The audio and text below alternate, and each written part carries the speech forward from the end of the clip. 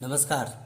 JRC inspire chemistry take के इस video में आपका स्वागत है। आज हम अल्कोहल, फिनाल तथा ईथर के अंतर्गत बहुत ही महत्वपूर्ण रासायनिक अभिक्रियाएं इथेनॉल से डायएथिल ईथर, डायएथिल ईथर से इथेनॉल तथा इथेनॉल से एथिल एसीटेट व ग्लूकोज से इथेनॉल किस प्रकार से प्राप्त करेंगे, इन महत्वपूर्ण रासायनिक अभिक्रियाओं को समीकरण के माध्यम से जानेंगे। या इस प्रश्न को हम कह सकते हैं निम्नांकित रासायनिक परिवर्तनों के समीकरण दीजिए। केवल समीकरण, हम समीकरण के माध्यम से जानेंगे। तो फर्स्ट समीकरण, इथेनॉल से डायएथिल ईथर किस प्रकार से प्राप्त किया जाता है। तो आइए हम फर्स्ट समीकरण को हल करें। तो इथेनॉल लेना है, इथेनॉल C2H5OH, या हम लिख सकते हैं CH3CH2OH। ये लिया हमने इथेनॉल। इथेनॉल की अभिक्रिया कराएंगे H2SO4 के साथ H2SO4 सल्फ्यूरिक अम्ल के साथ अभिक्रिया कराएंगे।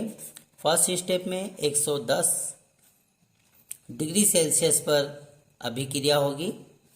तो यहाँ पर बनने वाला उत्पाद जो होगा एथिल हाइड्रोजन सल्फेट, अर्थात एक हाइड्रोजन यहाँ से, एक हाइड्रोजन ये और एक ऑक्सीजन जल का अणु बनाकर पृथक हो जाएगा। तो इसको इस प्रकार से लिख सकते हैं C2H5HSO4 अर्थात ethyl hydrogen sulphate plus H2O जल का अणु निकल जाएगा। इसी एथिल हाइड्रोजन सल्फेट को हम पुनः लेंगे C2H5 सेकेंड स्टेप में H5HSO4 और पुनः सेकेंड स्टेप में अभिक्रिया कराएंगे C2H5OH के साथ में, अर्थात एथिल एल्कोहल के साथ में। तो एथिल एल्कोहल के अणु को इस प्रकार से लिखेंगे C2H5 और OH, ताकि हम रासायनिक अभिक्रिया को आसानी से समझ सके। तो ये हाइड्रोजन, ये SO4, ये हाइड्रोजन इस प्रकार से यहाँ से टूट जाएगा, अर्थात H2SO4 ये इस प्रकार से यहाँ से टूट जाएगा।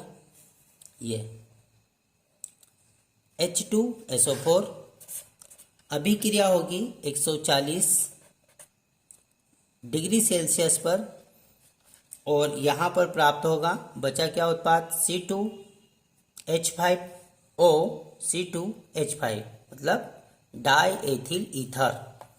तो ये प्राप्त हुआ C2H5O ये इस प्रकार से, और ये बचा C2H5 डायएथिल ईथर प्राप्त हो गया। और ये हमने लिया इथेनॉल, यहाँ पर लिख दें इथेनॉल।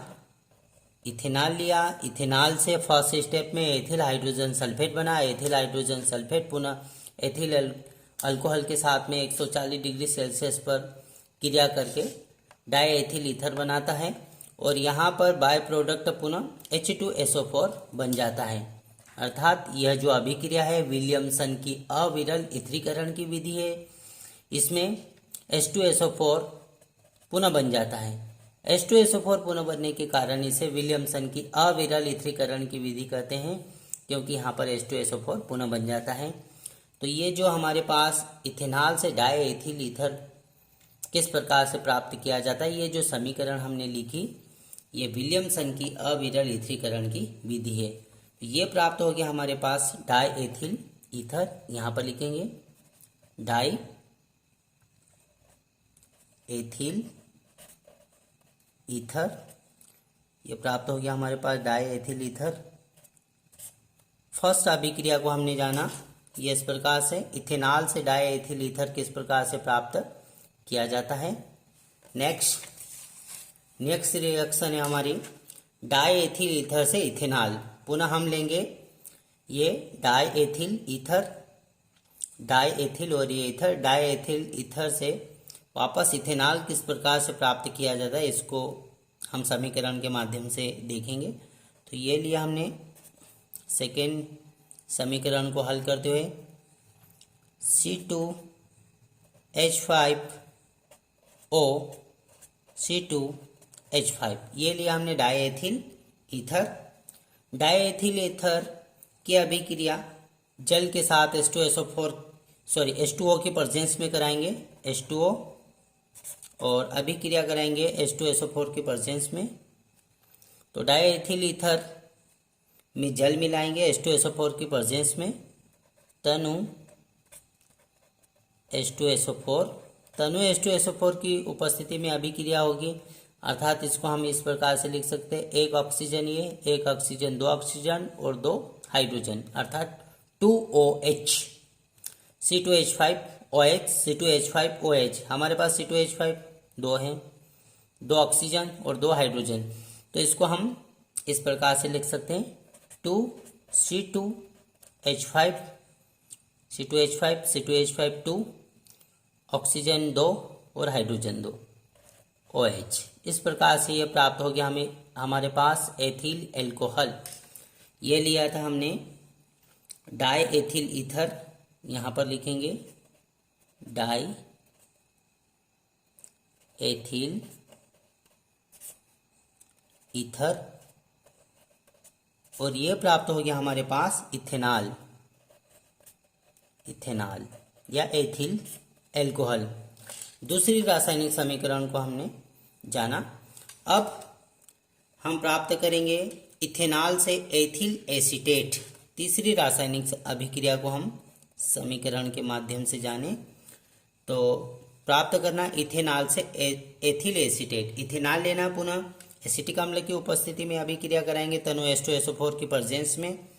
तो ये लिया हमने C2H5OH, ये लिया हमने इथेनॉल। इथेनॉल की अभिक्रिया एसिटिक अम्ल के साथ कराएंगे। एसिटिक अम्ल का सूत्र इस प्रकार से CH3COOH, ये एसिटिक अम्ल लिया। अभिक्रिया होगी तनु H2SO4 की प्रेजेंस में, तनु H2SO4 की प्रेजेंस में अभिक्रिया होगी। अब बनने वाले उत्पाद को हम इस प्रकार से देख सकते हैं, CH3COO, और ये जो C2H5 है ये जुड़ जाएगा, एक हाइड्रोजन ये, एक हाइड्रोजन ये, दो हाइड्रोजन और एक ऑक्सीजन जल का अणु बनाकर पृथक हो जाएगा। तो बनने वाले उत्पाद को ऐसा लिख सकते हैं, CH3COO, और ये C2H5 जुड़ जाएगा, C2H5, एक हाइड्रोजन ये, एक हाइड्रोजन ये, दो हाइड्रोजन और एक ऑक्सीजन जल का अणु बनाकर पृथक हो जाएगा, H2O। ये प्राप्त हो गया हमारे पास एथिल एसीटेट। Ethyl acetate,